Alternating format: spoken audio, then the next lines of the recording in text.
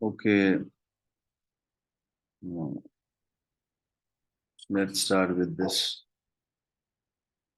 Previously, we were here on this slide. We finished this example of try and catch statement. Uh, and now we have to start from here.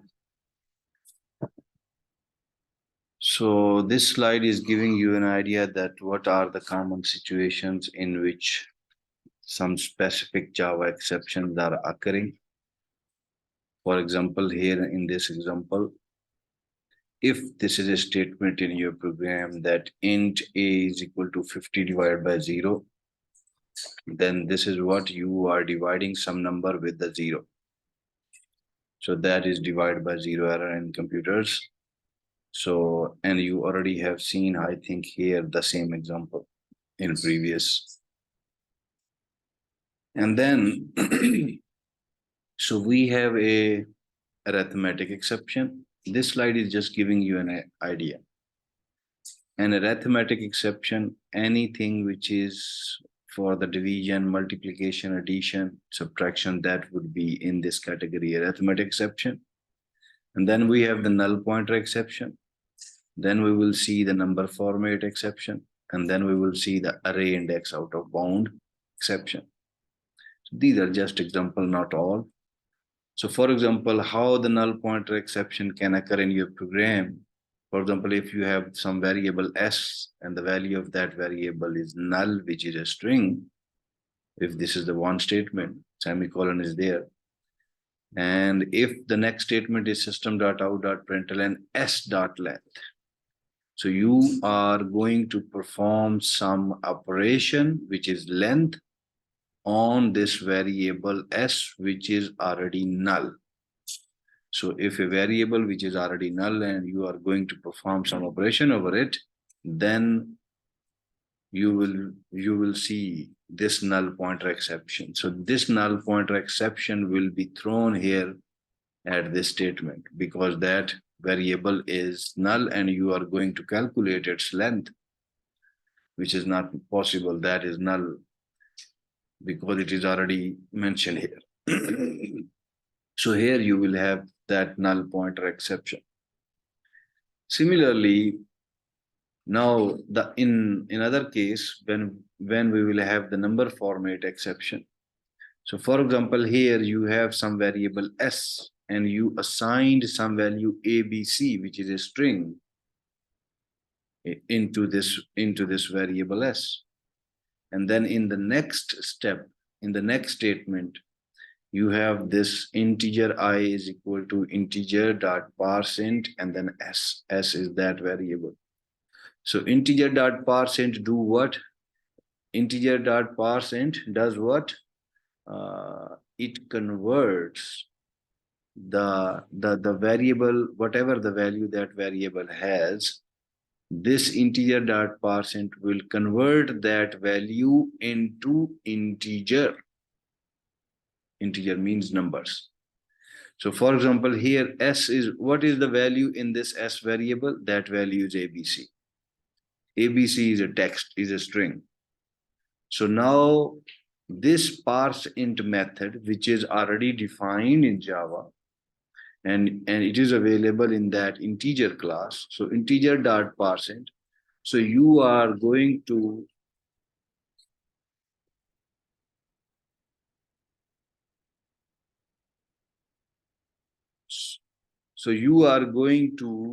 convert this ABC, which is lying in this variable.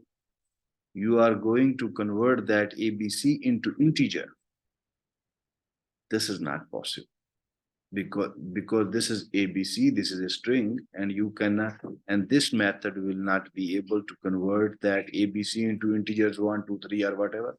We know that this A has the number 97, and this B has the 98, and the similars in a sequence 99. So we know that these characters have these ASCII numbers, but here converting a string into an integer, it is not possible with this method. And what will happen? And here, due to this right-hand side, this number format exception event will occur, which will be thrown at the statement, then you have to catch and display. But if you will change the value here with the, for example, in double quotes, if you will write 1, 2, 3 in double quotes, if you will pass 1, 2, 3, which is a number, but in double quotes, then that 1, 2, 3 would be considered as string. And that 1, 2, 3 would be considered as string, and it will be assigned to this S. And when you will do this integer dot %, what is the value in S? 1, 2, 3 as a string. Now 1, 2, 3 is the number. So now the % will convert that string into integer. Now it is possible. Now it is possible. Then you will not have any exception. But with the text, with the strings, it is not possible. But if you have 1, 2, 3 here within the double quotes, then this will be converted into integer 1, 2, 3, and it will be assigned into this integer variable finally as a number, as an integer. Now, here we will talk about this array index out of bound exception. So that is related to arrays. So here you are seeing the integer, and we are defining some array, and this is the way to define an array. A is the name of the array, and these square brackets is used for indexing, is equal to new int and 5. So new will allocate the memory. How much? 5 with index 5, and it would has the type integer. So an array, an integer array of size 5 would be defined here, with this statement. Okay. And then what? In the next statement, you are doing a into 10 is equal to 50. You are trying to assign this value 50 at the index 10 of this array A. That index 10 is not existing because the size of the array is 5. So when you are going to access something beyond the limits of the array, then you have this array index out of bounds exception. So this statement is now generating array index out of bound exception, which will be thrown if this statement is available in the try block, and then you will have to catch it by using the catch block. So these are some examples of the exceptions, and we will see them in detail in upcoming slides. So now we are going to dive in these details about Java exceptions, and it is listed here with numbers. That first we will go with the try catch block, then we will see what is multiple catch block, how we can use more than one catch blocks, that is called multiple catch blocks.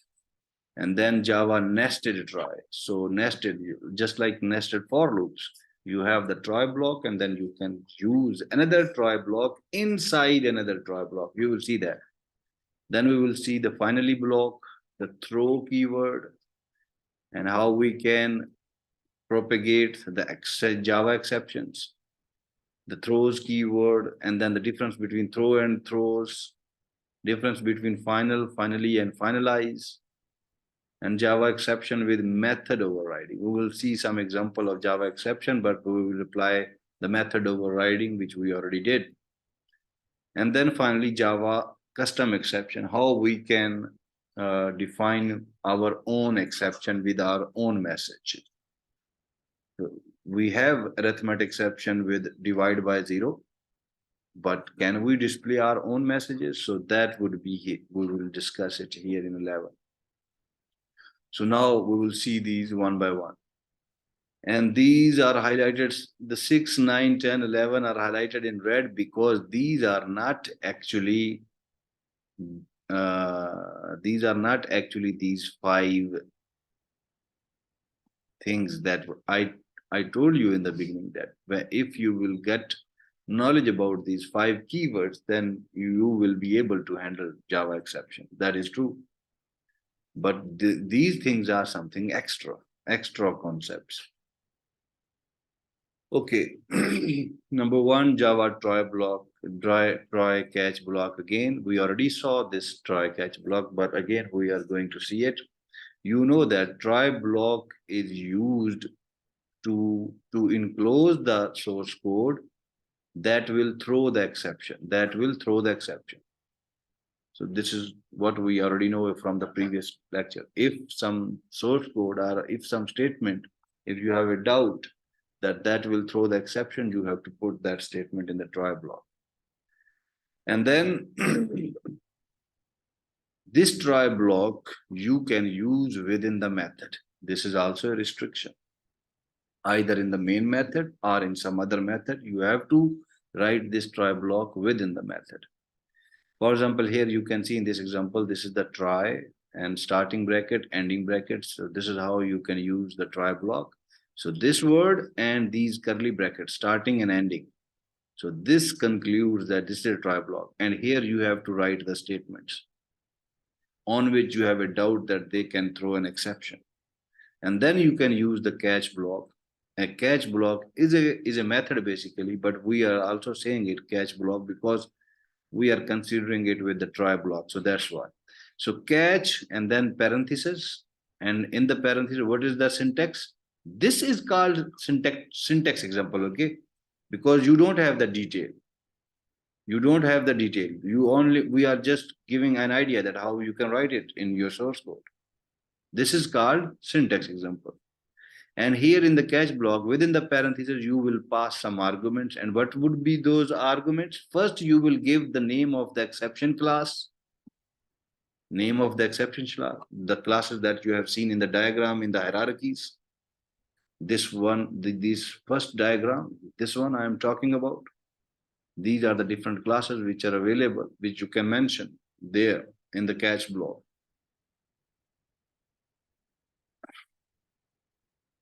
And then you have to give the name of the object because this is a class and it has some object. So this is the name of that object. And then the curly bracket starts and ends. And within the curly brackets, you will handle that exception. And this is the name of the object. With this object, you can access the whole information which is available there.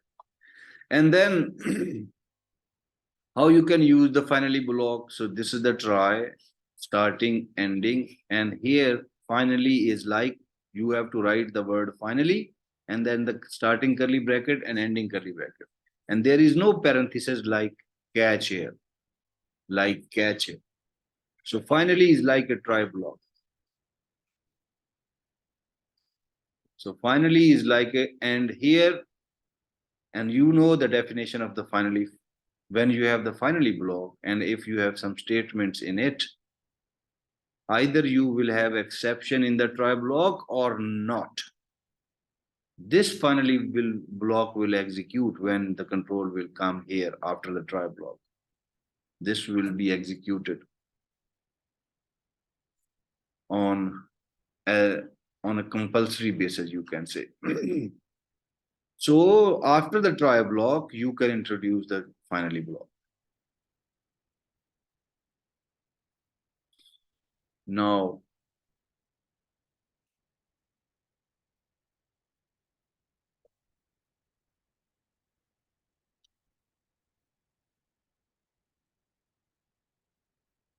again, we are going to see something about some additional information. This is some additional information. Otherwise, the concept is now, it is clear. The concept is now finished, but this is something extra information. What was that point? Have a look over here. Because I didn't read that point. So if an exception occurs at a particular statement in a try block, if you have some maybe 3 statement and statement number 2 is generating some exception, the rest of the block code will not execute. Yeah, we know that. We know this thing. Maybe we have that. Okay. For example, if you have, this is the try block and this is one statement. If you have further statement here, and then if you have further statement also here, I'm just drawing these lines in the try block. And if this statement is causing the exception will be thrown here at this statement, and these next two statements will not execute, okay? Will not execute. Even you have, if you have these three statements in the try block, and this first statement is generating an exception, that exception will be thrown and you will come out of this try block to find the catch block. And these next two statements will not execute ever. So this is what this statement is saying. So the rest of the block code, so the rest of the try block code will not execute. So it is recommended not to keep this code in the try block. That will not throw an exception. So the statements which you are sure that these statements will not throw an exception, you don't have to put them in the try block.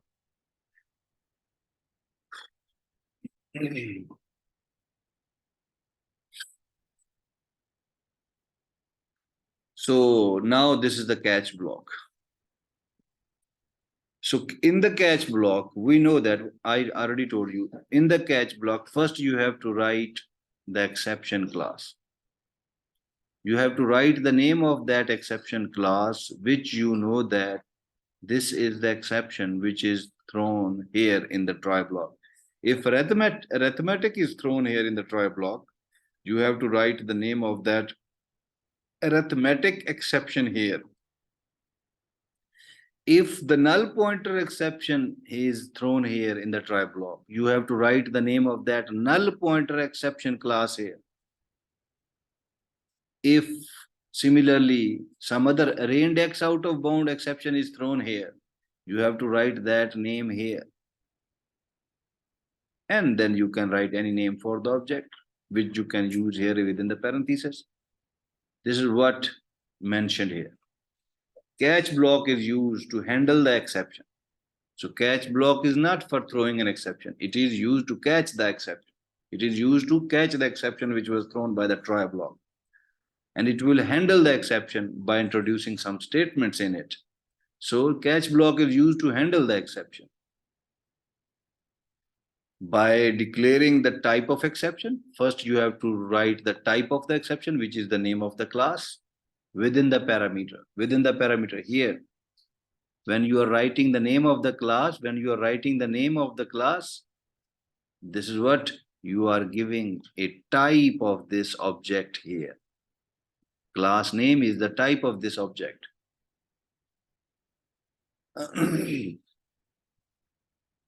And then what? The declared exception, the exception class that you will write here, the exception class that you will write here must be parent class. Or the generated type exception. If you know that what type of exception is occurring in the try block, write the name of that class here. But if you don't know that what type of exception is occurring here in the try block, if you don't know, if you are not sure, then it is better to write the name of the parent class here. What is the name of the parent class? Exception class. Exception class. This is the parent class, exception class. If you are sure in your statement that from these exception classes, the exception is occurring, write that name. For example, number format exception, or for example, SQL exception, write that name. But if you are not sure that which type of exception is occurring or will occur at some particular statement, for some, if you don't know that what is that exception, then what is the solution? Write the name of the exception class, which is exception. and then use any name for the object. This is what mentioned here in point number 2. This is what mentioned here in point number 2. So if you know what is the exception, then write the name of that generated exception type there in the catch block. But if you don't know, then use the parent class type exception. But what is the good approach? If you are going to write the generated type of exception, that is a good approach. That is a good approach. Because then it means that you have skills, you have the knowledge that what type of exception will occur at that statement. But if you don't know, that it means your knowledge is not at that level. Then you can use the parent exception. Okay. So this catch block we can use after the try block. This is what we know that, and we can use more than one catch block. Okay. So we can use multiple catch blocks for a single try block. We can use, it is allowed. And now the DFD or the data flow diagram of the try catch block, or you can say simply the flow diagram of the try catch block, how the try catch block will work together. So for example, if in your try block you have a statement like this, if in your try block you have a statement like this, int data 10 divided by 0, so this is throwing an exception. So this is what? This is throwing an exception. So this statement will throw an object of some exception of arithmetic class. So an object of exception class will be thrown. When it will be thrown, then you have the exception object.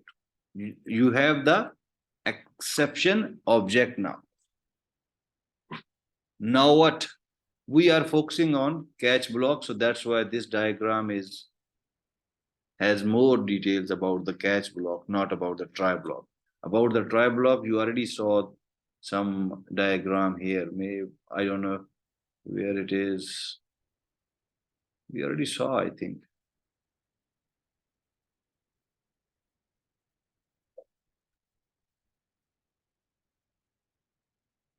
Anyhow.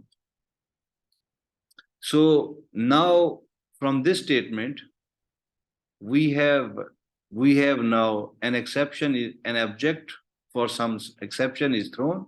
So now we are at this step that we have the exception object. What is the next step? You have to introduce the catch block. And that, so catch block means in the catch block, you normally handle that exception. So what is the next step after you have the object? So here it is saying that we have the diamond here. This is called diamond. And diamond is normally used in flow diagrams to represent a condition. To represent a condition. So that's why here the condition is, did we handle the exception or not?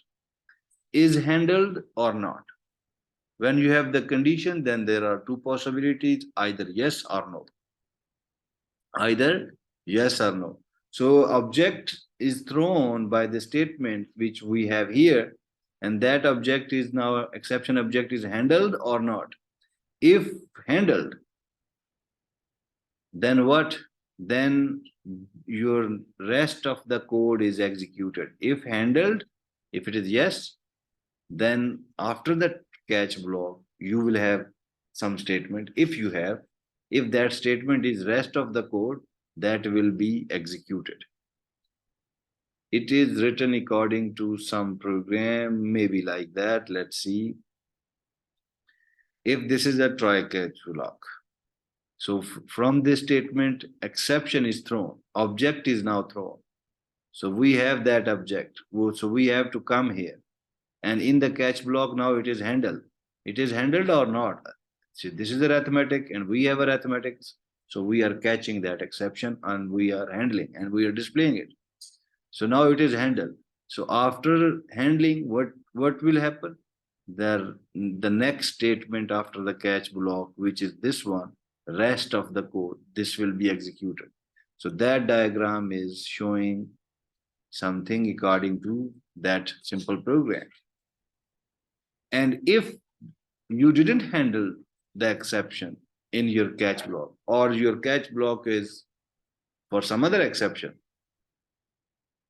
if you didn't handle this exception which is occurring here, then what will happen here? This is the message.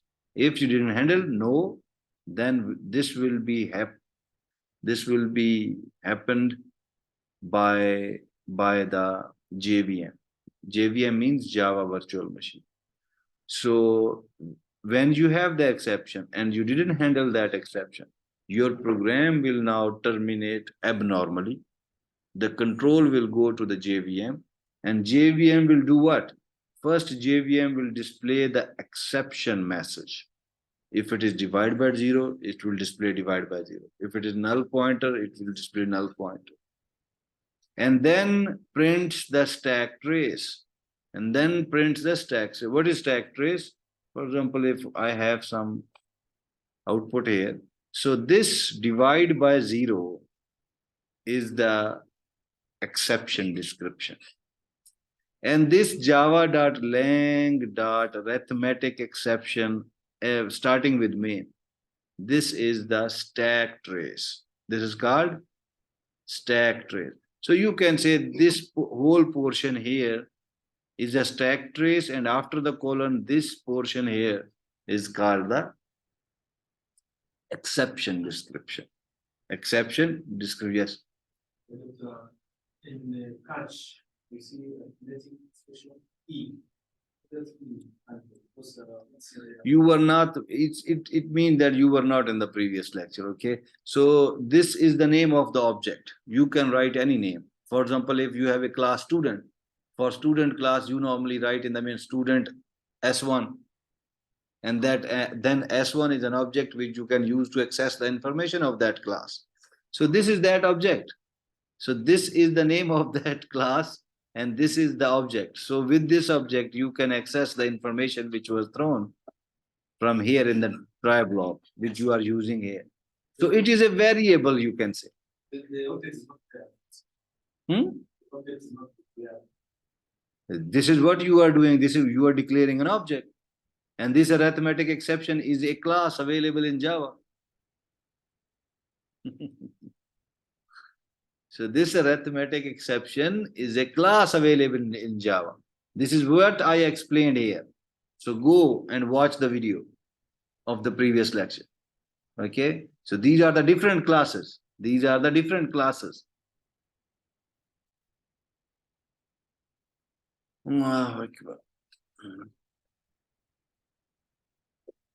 So the JVM, if you will not handle the exception, then what will happen? First, it will display the description of the exception. Then it will display the stack. Then also it will display the stack trace. And then it will terminate the program. And then it will terminate the execution of your program, the running of your program. This is what written here. Moving forward. Now, we will see some, we will see from some examples from here, but first. So we have some source code here. For example, what this source code is saying on the left-hand side, that this is the class try catch example1 starting from here and ending here, and this is the main starting here, ending here, and here we have one statement which is generating or throwing an exception, but we don't have any try catch block here. So in the main, when you will run this program in the main, the compiler will come here, it will execute this statement, exception will be thrown, but we don't have the try and the catch block. So that's why that exception will not be caught. So your program is not able to catch this exception because you don't have any try and the catch block. If you will have the try block, then this exception which will be thrown here, it will be thrown properly. And when you will have the catch block, that thrown exception will be caught by that catch block. So we don't have any try and catch block here. So here the exception will be thrown, but it will not be caught by your program. It will be caught by the JVM, and your program will be terminated here at this statement abnormally. And when it will be the situation, then this rest of the code will not be displayed on your screen because it will not execute, because we don't have the try and the catch block here. So here this program will be terminated abnormally, and your JVM will display this message, exception in thread main method, main and Java. What is that exception? Arithmetic exception, which is existing in Lang folder, and that folder is existing in Java folder. Or you can say arithmetic exception in Lang library and then Java. And what is that exception? Divided by 0. So this message which you are seeing here is due to this statement, but this message is displaying by the JVM, not by your program exactly. Actually, your program here is terminating abnormally because you don't have the try and the catch block. And on the right hand side, for example, this last statement will be executed to give us an idea that our program is now executing completely.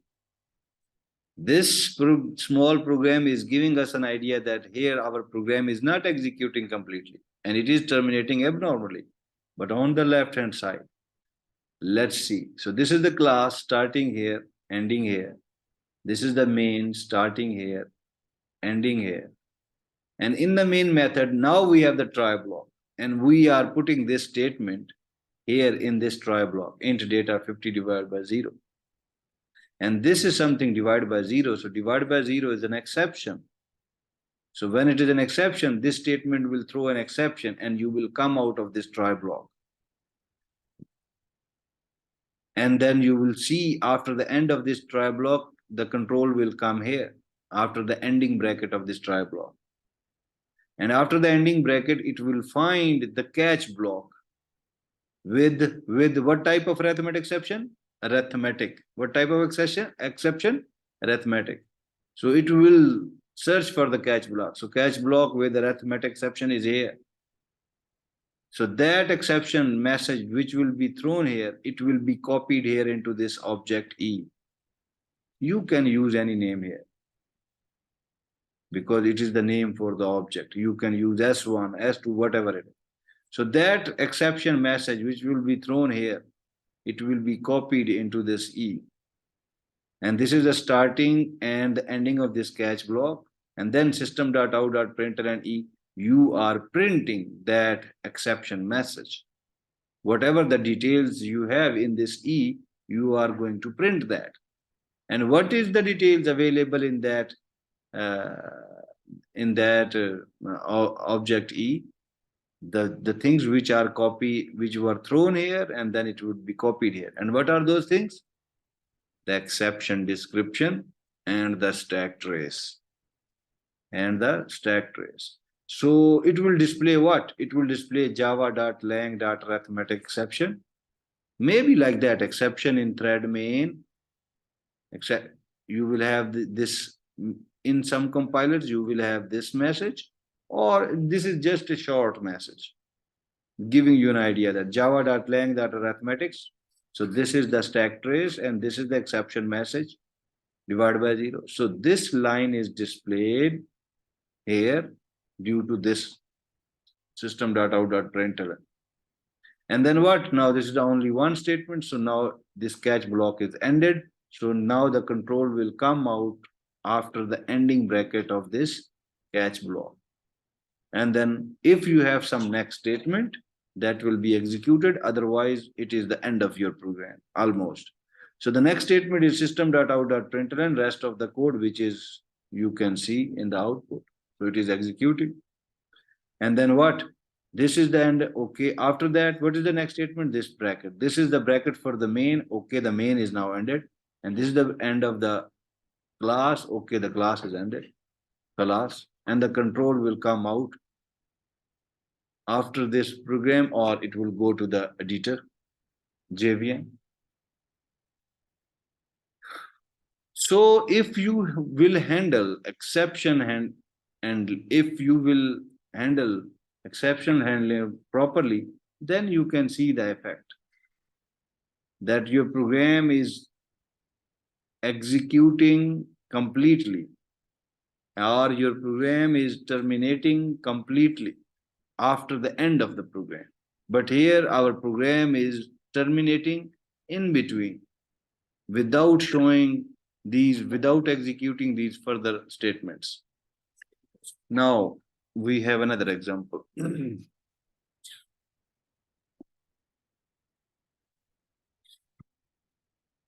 So this example on the left hand side is again giving you an idea that if you are going to keep some statements in the try block, if you are going to keep 2, 3, 4 statements in the try block, then if the exception will occur in the first statement of the try block, then the rest of the statements in the try block, they will not be executed. This is an example of this thing.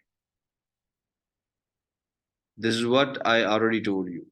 For example, here, just look over, this is the class name is try catch example 3, starting and then the ending. Similarly, the main starting and the main is ending here.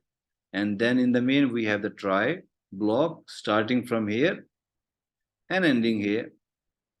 And here we have this statement 50 divided by 0. And after that, we have another statement system.out.println rest of the code. And then we have the catch block. Okay, so this statement is generating an exception because it is divided by 0. So you will come out of this try block. After the ending bracket of the try block, you will search for the catch with the arithmetic exception if it is. So catch which arithmetic is there, the exception message will be copied here into this E, and then you will display that that exception, which is java.lang.arithmetic divided by 0. But what has happened here? So now the catch block is now ended and you don't have any statement here. What is happening here? So after this statement, which is generating an exception, here, at that statement, we are coming out of this try block and we are not executing this statement. So this is not possible. We already told you. We already know that if some statement has an exception, then we will come out at that time from this try block with the exception message, and the next statements will not execute. So that's why in the output, you are not seeing this rest of the code, which is a proof that these next statements after the statement which is generating exception, these next statements will not execute ever. So don't put those statements for which you have a belief that these statements do not have any exception, don't put those statements here. Only keep those statements on which you have the doubt that here the exception can occur. And on the right hand side now, it's the same example. So the try, we have removed this rest of the code from here to the end of the catch block. And then this statement is throwing an exception in the try block. So you will come out of this and it will search for the, after the ending bracket of the try block. So now you will search for the catch block. You will copy. And here you can see we are not writing arithmetic exception. In some previous slide, I told you, if you know what is the type of the exception which is being generated, if you know it, write the name of that exception. But if you will not know, then what? Write the name of the parent exception. parent exception class. So here we are doing that thing. If you don't know what type of exception it is, then do write the name of the parent class. What is the name of the parent class? Exception. In all the cases, you can write that and you will not have any issue. Exception, okay. So that exception message will be the parent name of the parent class will work. But if you will write array index out of bound or some other null pointer, that will not work. Okay, the name of the parent class will work. So, okay, that exception description message will come here and copied into this E, and then you are printing that one. So you are seeing the same thing again.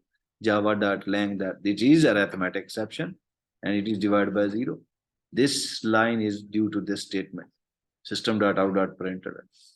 And after that, this is the end of the catch, and you will come out here, and this statement will be executed. Rest of the code which you are seeing in the output. Now we have some more examples. In this example on the left-hand side, in this example, we are just going to print a custom message. When there is a word custom message, it means that a message which will be defined by you, which you can define by yourself. So you will see some custom message here on this example, and on the right-hand side example,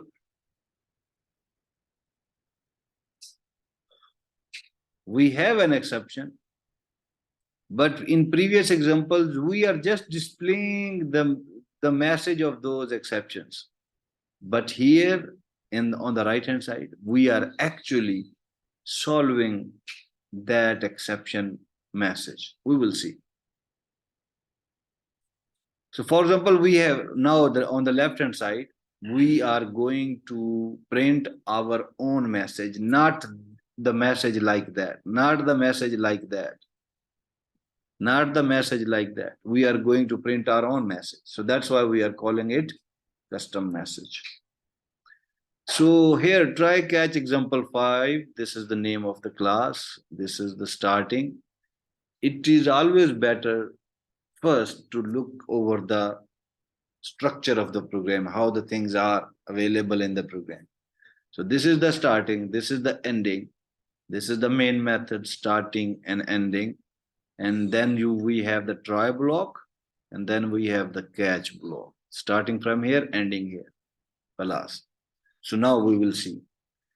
So when you will run this program, the control will come into this main program. It will execute this try block first, and we have this statement again divided by 0. So this statement is generating exception.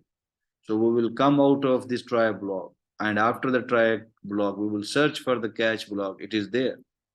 So that exception message will be copied here into this E, and we are using here parent class. Not, we can use arithmetic exception class here, but we can also use parent class. And what is the name of the parent class? Exception.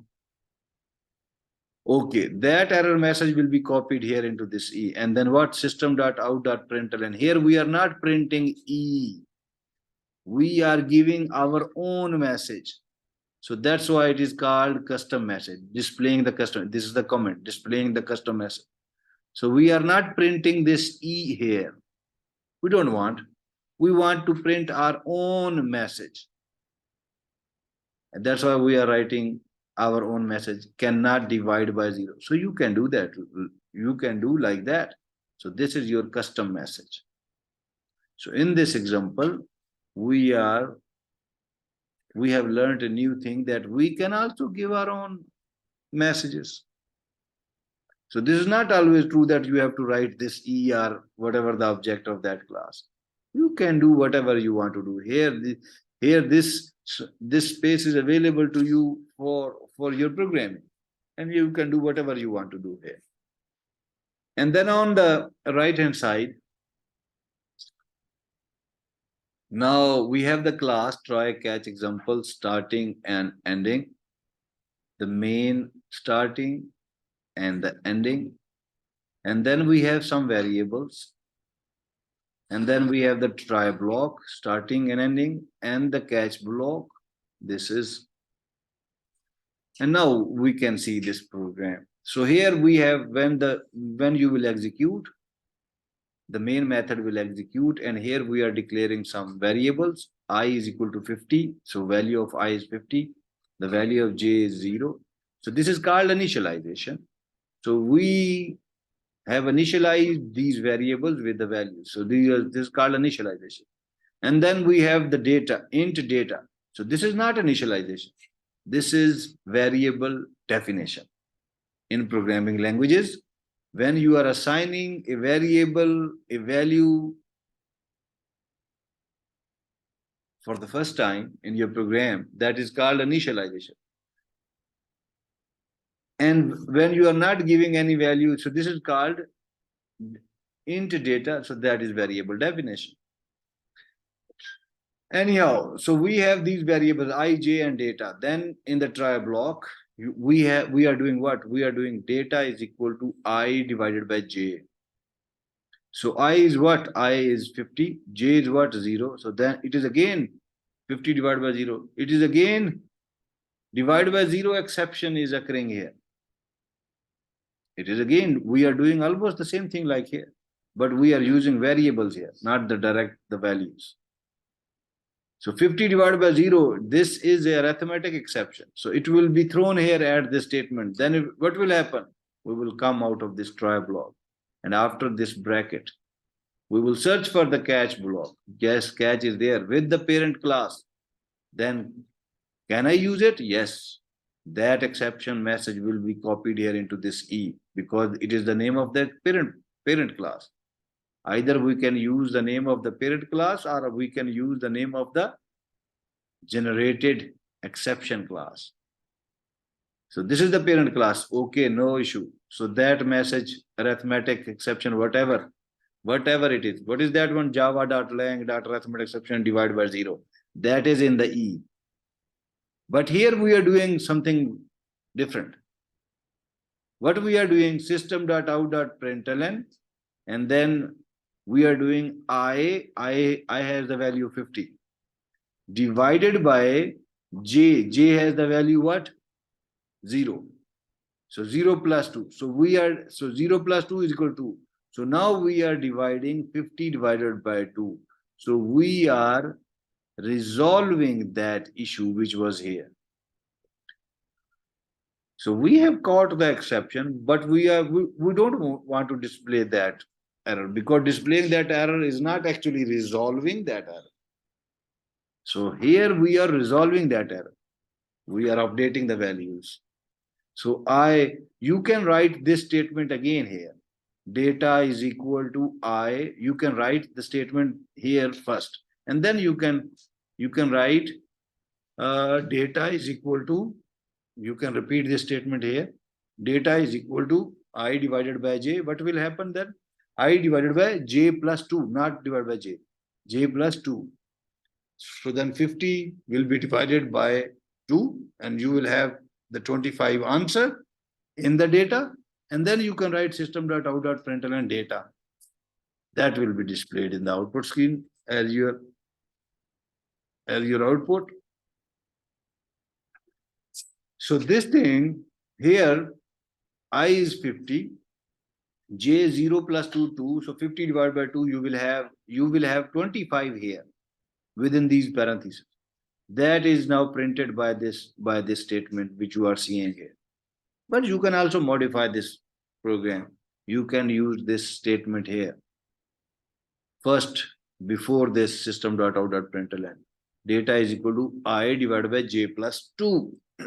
And then the value in the data variable will be updated. The benefit would be. So this is also you can do. Now in this example, we are actually removing that exception which was occurring here in this try block. Example 3.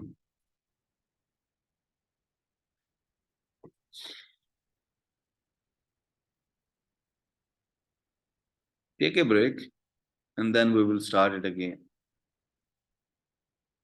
Okay, let's. So this is example 3. And on the left hand side, you have some exception code, but it is useless. And on the right hand side, you are handling exception in a wrong way.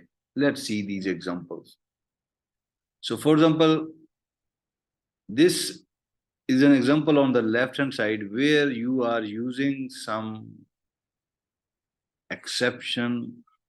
Let's see what is happening here. Let's see. So we have the class, name of the class is try catch example 7, starting, ending, main, starting, ending, and this is the try block, and this is the catch block. And then after the catch block, you have another statement. So now you have the structure in your mind that how your program will go. So when you will run this program, this main method will be executed and the control will come into this try block. And here you have this statement 50 divided by 0. Due to 50 divided by 0, you have the exception. So here exception is occurring. So here exception will be thrown. So when it will be thrown, you will come out of this try block after this bracket of the try block, after the ending bracket of the try block. And then the next is the catch block. Catch block will execute it, and it has the type exception. Exception is the name of the parent class. Exception is the name of the parent class. So that is okay. That is okay. Okay. So that is matched. You can say that is matched. And then this exception method will be copied here into this E. And then what? Int data 2 is equal to 50 divided by 0. We have this some statement here again in the catch block. But this statement is generating again the exception, is throwing exception again. Here we have the exception again. So we are not using this E, and we are not even handling E here in the catch block. And this statement is just again throwing an exception, but it is a catch block. So nothing will happen. You will not come out of this block. Okay. So here you have the exception again. When you have the exception again, then your program is now will be terminated. Again, you have the exception. And then, okay, suppose if it is an exception, then it will go next. It will go next to the next statement to search for the catch block. And you will not have any catch block. So you are not handling that exception. And the exception is still in the memory of your program, which is running. Your program is running in the memory. So that's why I'm saying that your exception is still in the memory. So your program next cannot execute completely until you handle that exception.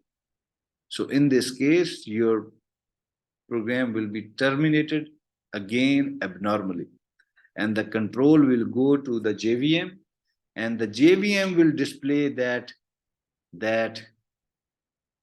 this a message. And what is that exception? Exception in thread main java.lang arithmetic exception :divide by 0. It is a divide by 0 exception.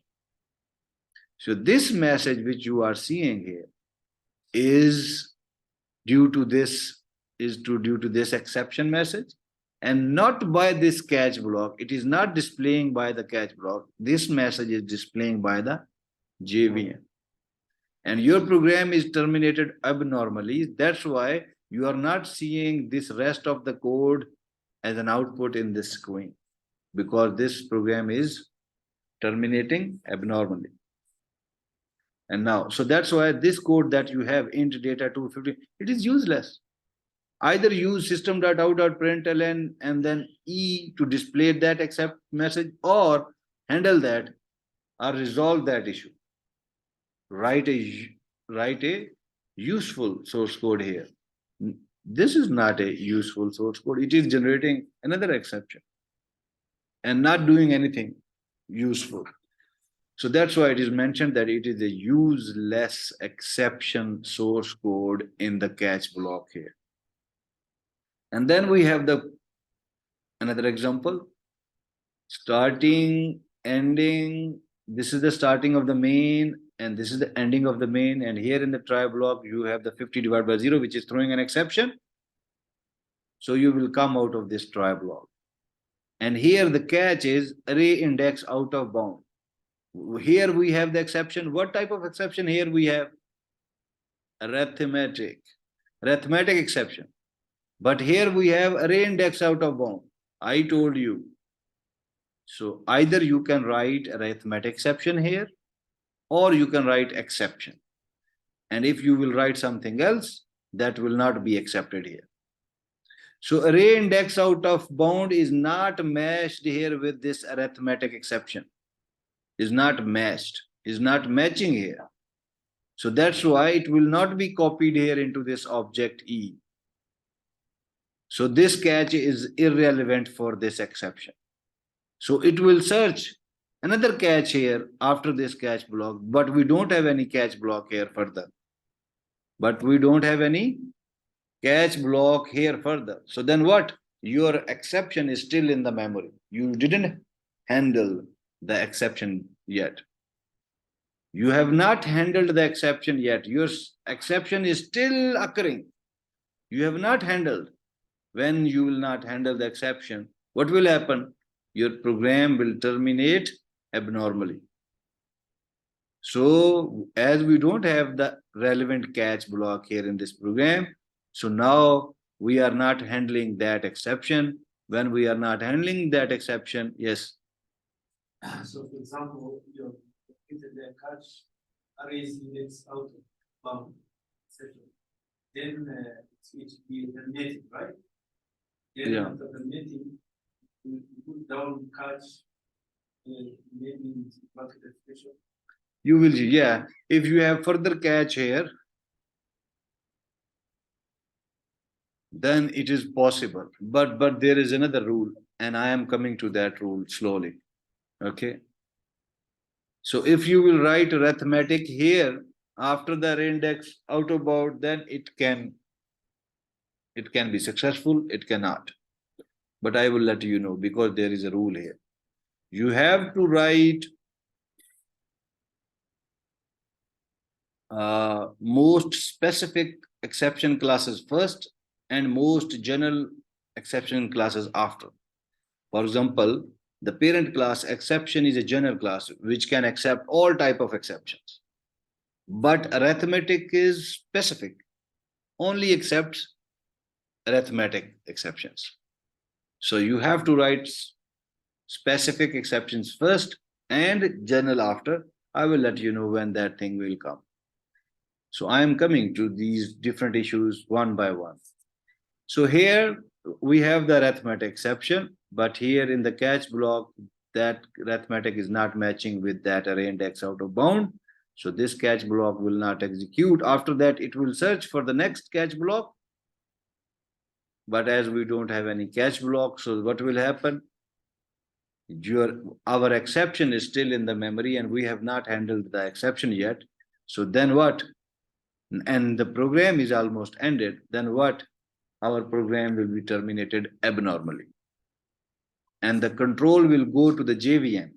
And the JVM will display, the JVM will catch that exception message, and then it will display that message exception in thread main java.lang arithmetic, and it is divided by 0. And you will not see this rest of the code executed.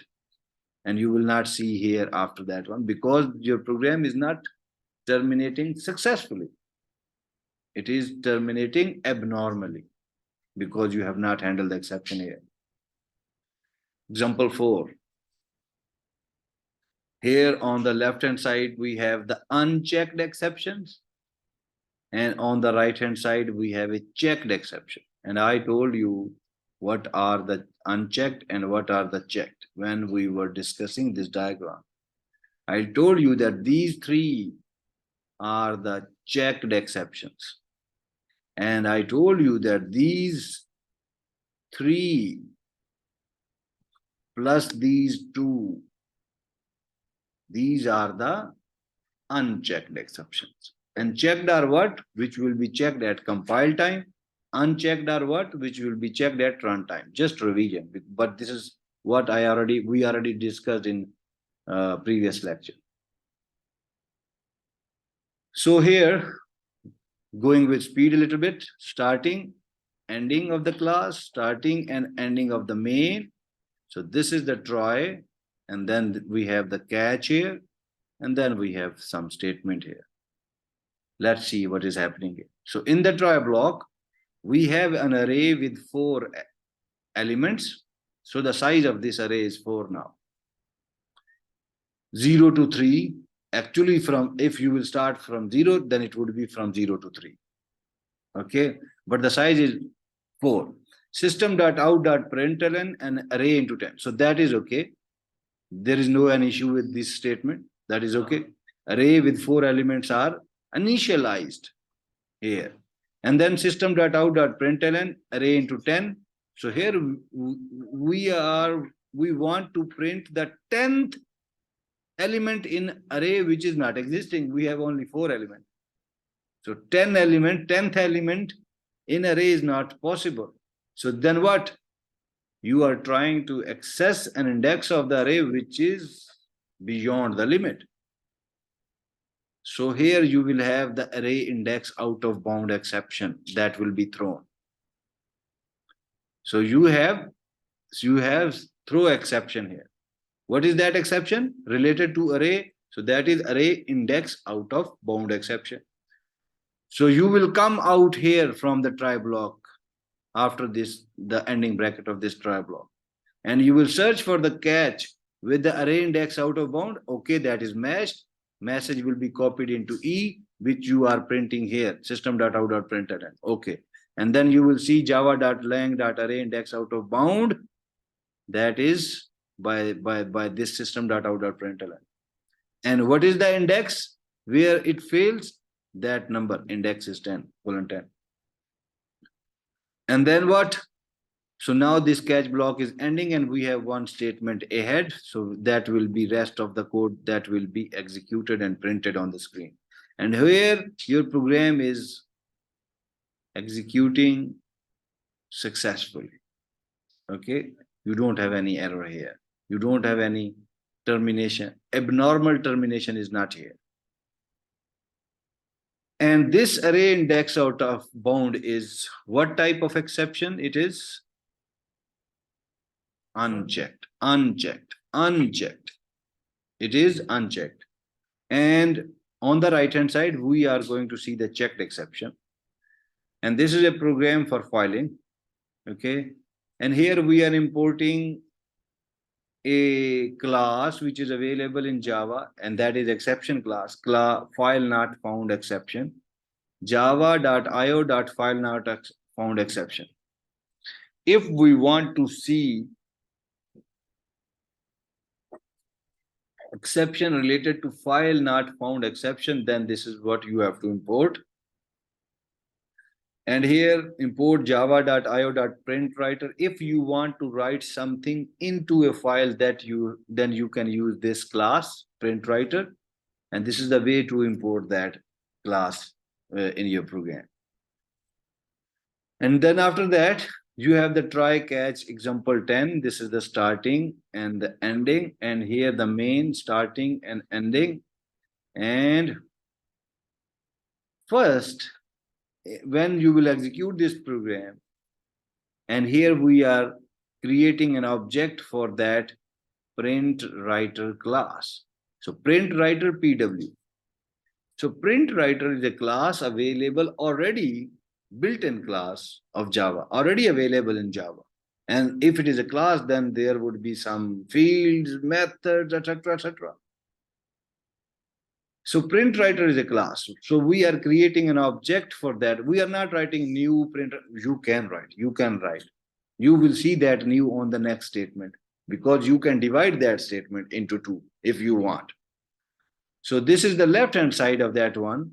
So print writer PW is equal to new print writer, and then you are passing some variable. So this is a constructor, and you are passing some argument into it, nothing else. So anyhow, so print writer PW, now this PW is an object.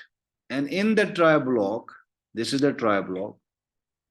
And in the try block, you are using this PW again. PW is equal to new print writer, which is the name of the class. If it is the name of the class, then it means it is a constructor of that class.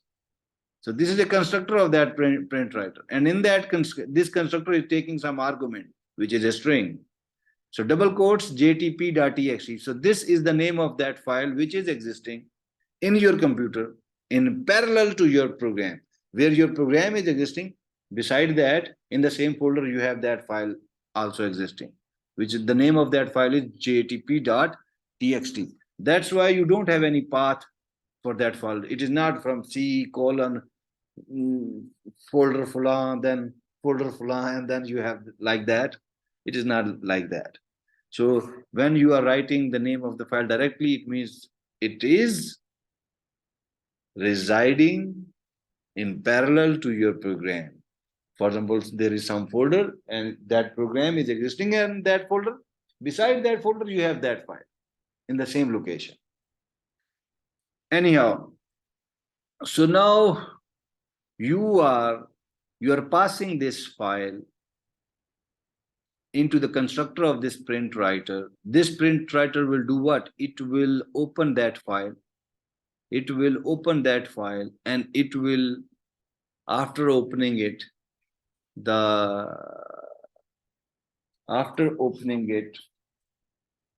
address of the for example, here I will draw on this. If that is the file, after opening it, the address of the first word of the file, you will have the strings in it. The address of the first character or word, whatever you want to say, whatever the address, that would be stored in here, in PW. So the starting point of the file would be stored here in this PW. And by using that PW, then you can, basically in filing, we can also say it a handle. This is the handle of that file. Now you can use that handle to do different things in that file. I don't know, have you seen filing in some course, Java Programming Fundamental or not? Anyhow, this is not difficult. You will see here, one or two examples you will see here, okay, in this course. But this is something related to your programming fundamental, because filing is not job object oriented. It is a simple topic that you have to learn in programming fundamental. Yes.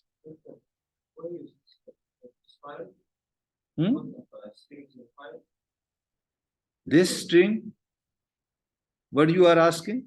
I say the code using for file usually. No. This code, actually, we are trying to see the file not found exception, okay? File not found or class not found exception is a checked exception. We want to see that exception. But if we want to see that, then we have to handle files. If we want to see the exception for file not found or class not found, then we have to use. If for class not found, we have to use some classes. If we have to see the file not found or class not found, it's the same. Then we have to use files. Only then you can see that exception. So this program is about exception. But in this program, we want to see the exception related to class not found, which is here in this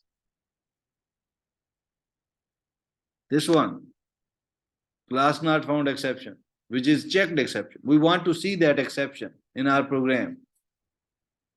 And if we want to see that, then we have to use files.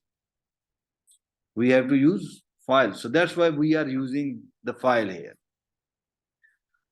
So PW new print writer gtp.txt. So then gtp.txt file will be opened, and the starting address of that file will be stored into this PW. You can call it a handle of the file.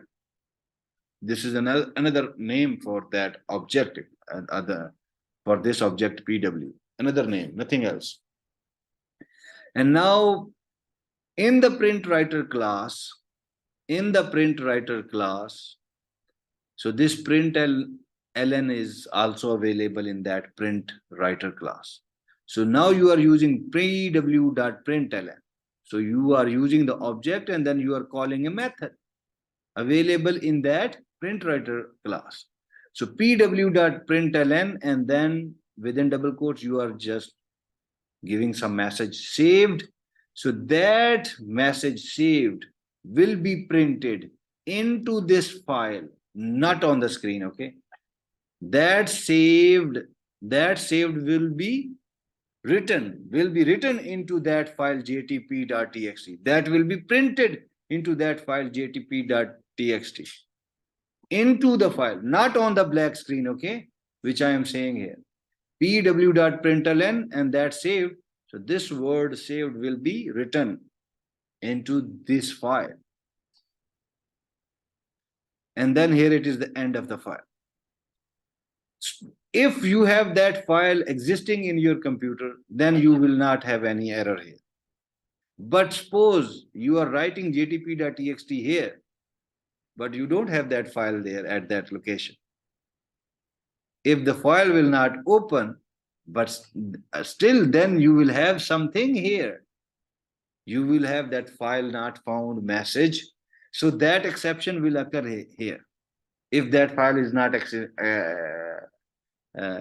existing at that location, that exception will occur here and it will be stored. That exception will be occurred here when when your compiler will not, when your JVM will not find that file. Then what will happen? Again, same thing. You will come out of this try block. And now you have what type of exception?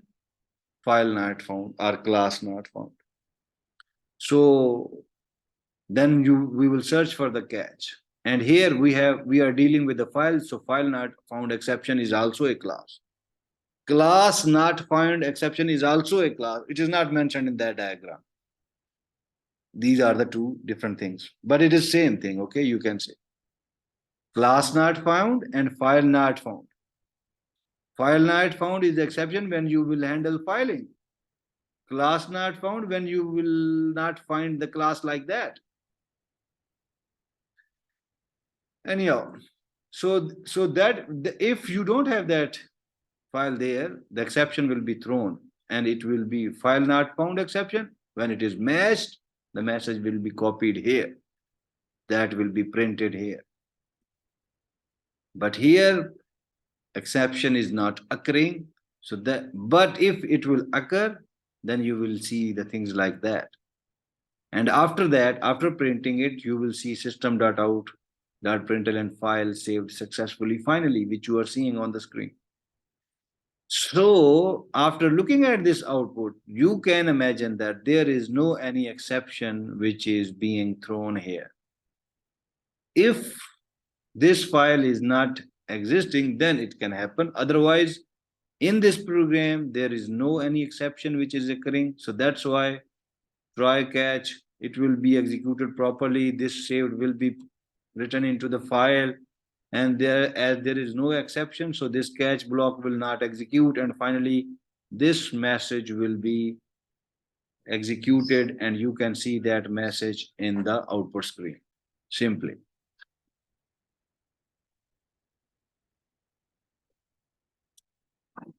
Now, topic 2.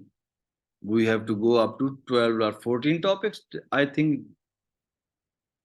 how much we saw? 11. Okay. So now we are at number 2. Java catch multiple exceptions. So this topic is saying that you can use multiple catch blocks with a try block. In all previous example, we have only one catch block. But now we are going to say that we can use multiple catch blocks. And if you will have multiple catch blocks, how the control will go into the program, this is for that understanding. This is the data flow diagram, DFD, of the multiple catch blocks. How the multiple catch blocks will execute if you have in your program. This is their data flow diagram. Or you can say this is the flow diagram.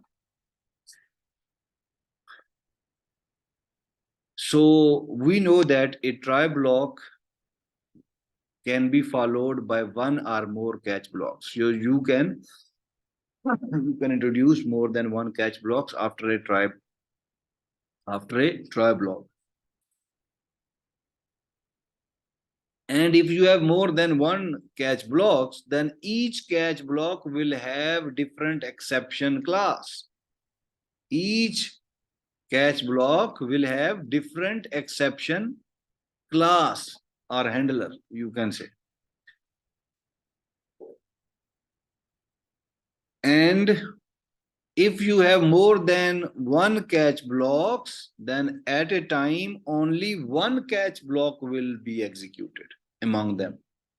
It is not possible that all catch block will be executed, only one, which is related to that try block. For example, if try block can throw only one exception, you know that.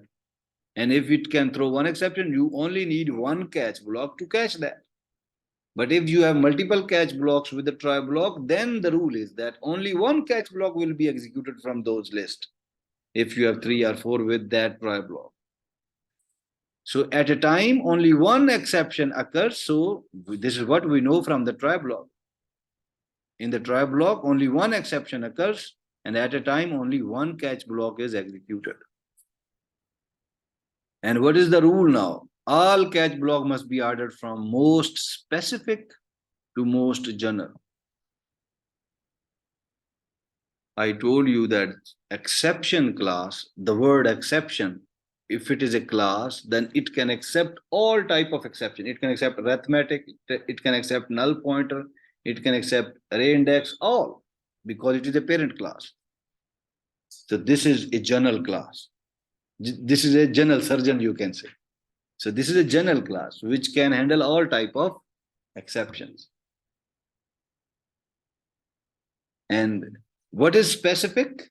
Which is, you can say, the specialist only to one exception. For example, arithmetic is specific only for arithmetic exceptions. Null pointer is only for null pointer.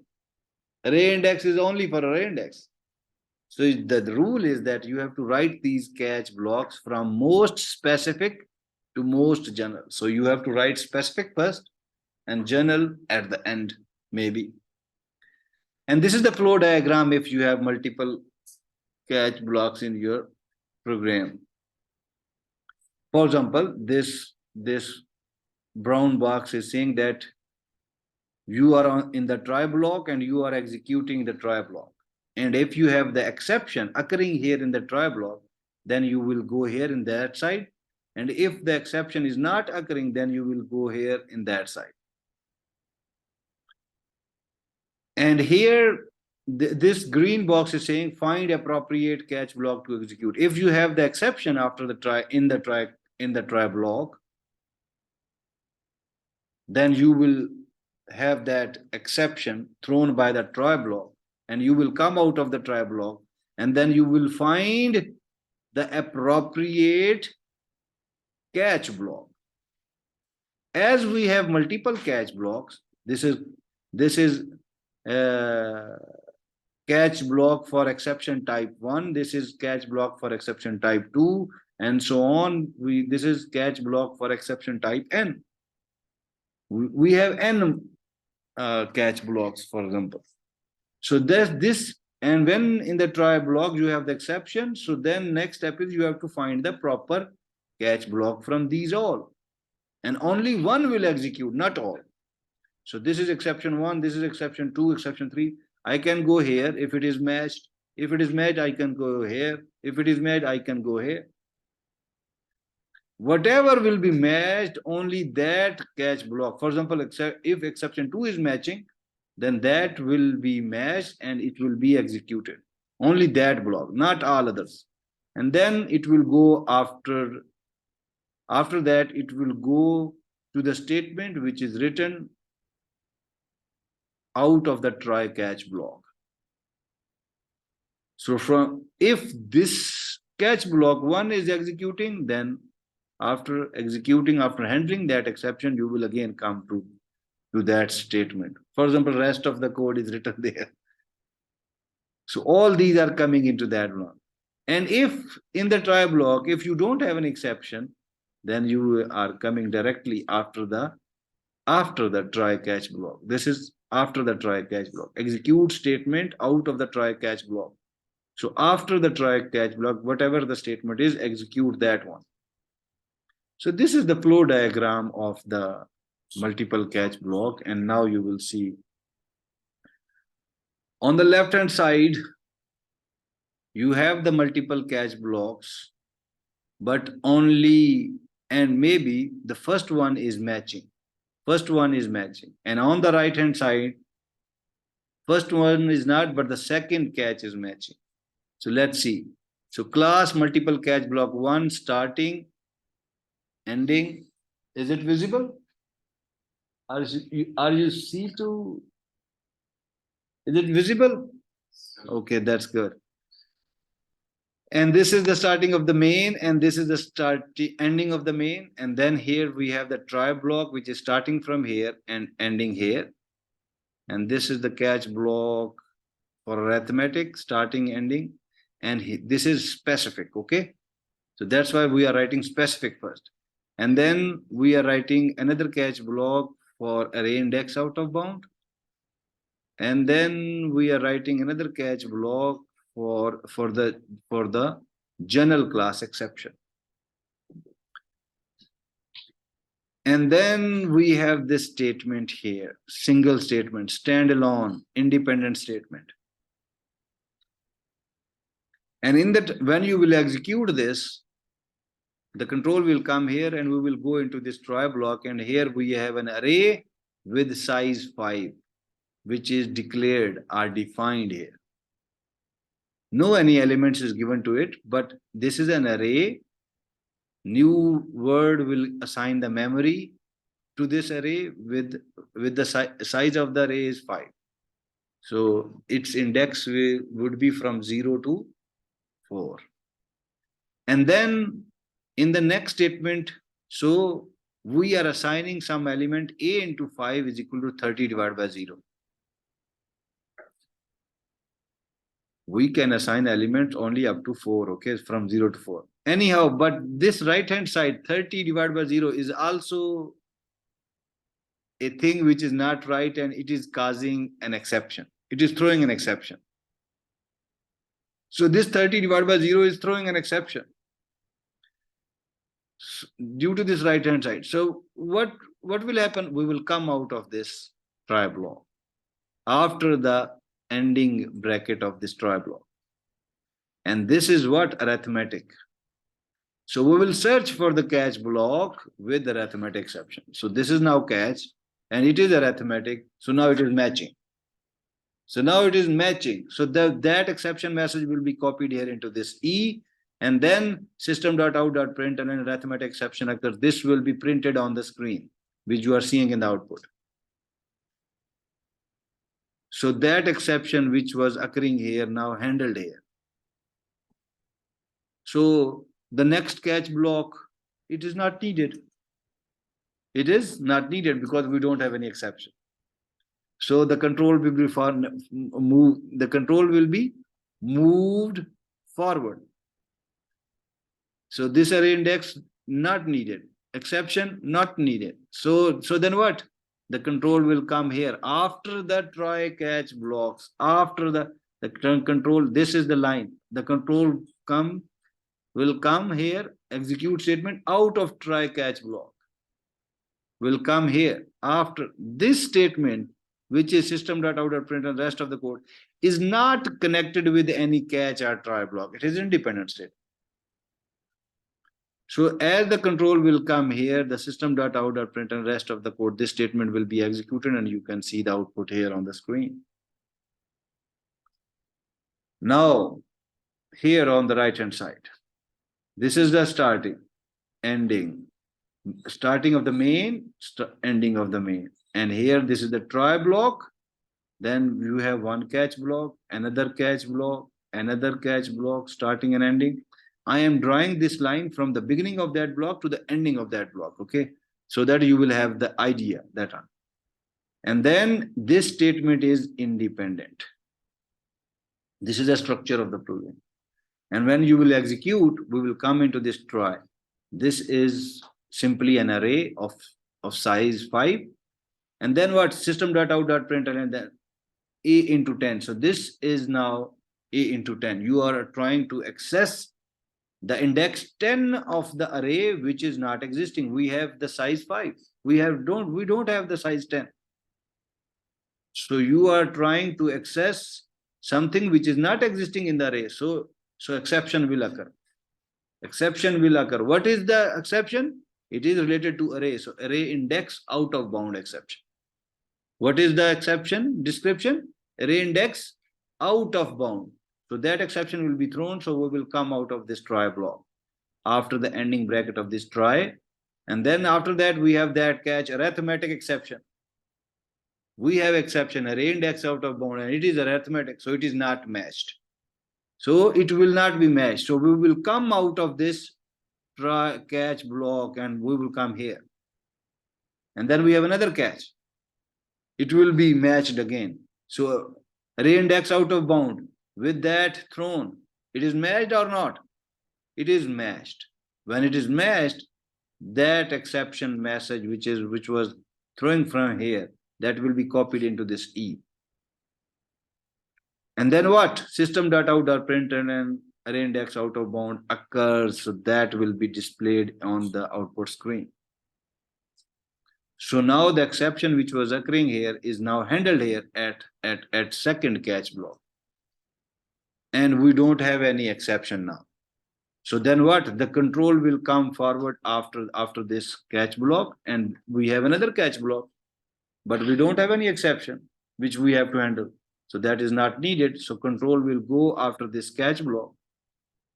Control will further go after this catch block.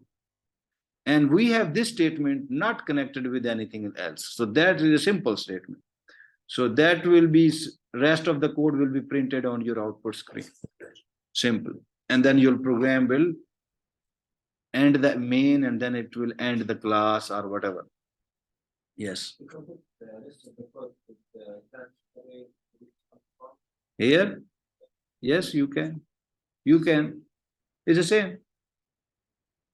Actually, in this program, we are learning that it is not necessary that how we can introduce multiple catch blocks. First thing, we are learning how we can introduce multiple catch blocks.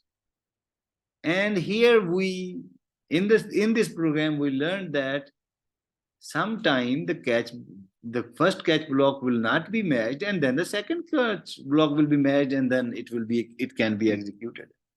This is what we are learning. We are not learning that this, if we put it here, then it would be the same. Yes, it would be the same. No issue. But this is not our main focus.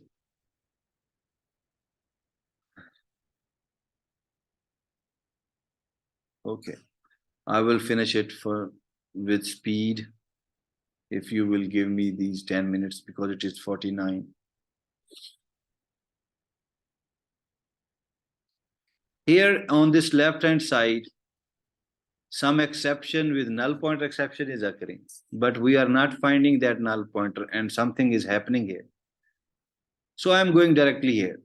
So this is the starting, and this is the ending, and this is the starting of the main, and this is the ending of the main. And then we have the try block, we have the catch, we have independent catch, then we have independent catch, and then we have this independent statement. the same structure that we are following from the previous example. And when if you will execute this program, you will come first into this try block, and you have that variable s, which has the value null. It is a string variable. And then what? System.out.println. So this is not any statement which is producing an exception. No, this is fine. You are initializing a string variable with null value. Okay. System.out.println s.length. This is something wrong here.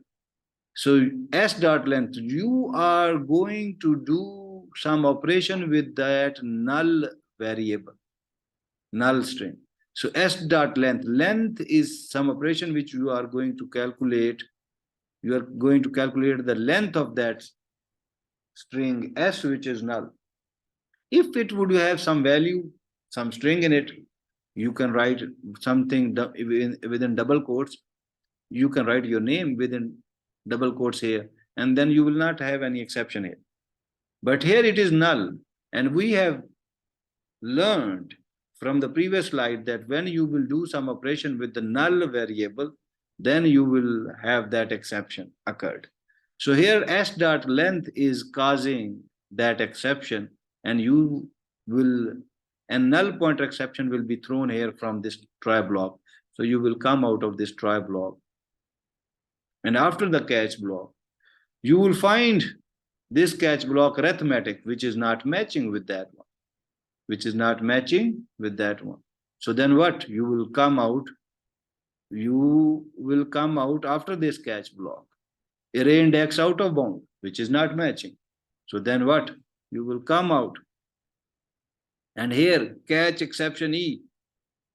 What will happen? So this is the general class.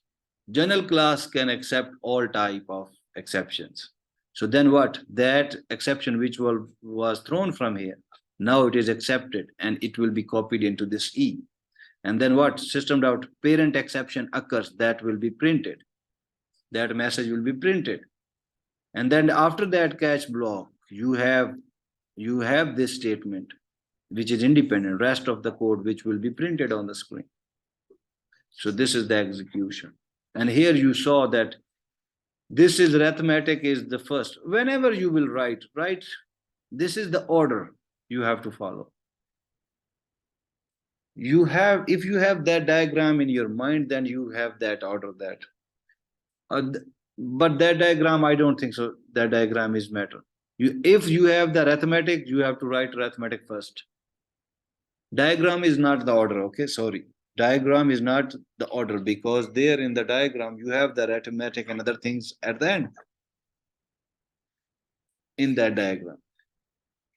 And if you have to write if you have to decide that arithmetic should be first or array index should be first, arithmetic should be first. And then array index out of bound, and general is this general class is at the end. You can check in the lab. You can check by moving them here and there, and then you will see that what is the order actually. But one thing is sure, when you will move this exception here in the beginning and arithmetic or array index after, then you will have the compile error. And here, let's see what is happening here. The starting, the ending, this is the starting of the main, ending of the main. We have the try block here. And then we have some catch blocks. This is the catch block 1, 2, 3, and then we have the independent statement. And in this try block, this is the array of size 5. And here, there is no issue with that statement. A into 5 is equal to 30 divided by 0. So this is causing exception. So exception will be thrown here, which is arithmetic exception. We will come out of here. And here the catch is exception E, which is the parent class. And we have also, if we don't have these catch blocks, then there is no error. But we have further catch blocks, which is arithmetic and array index. So this is general, this is specific. So this is not allowed.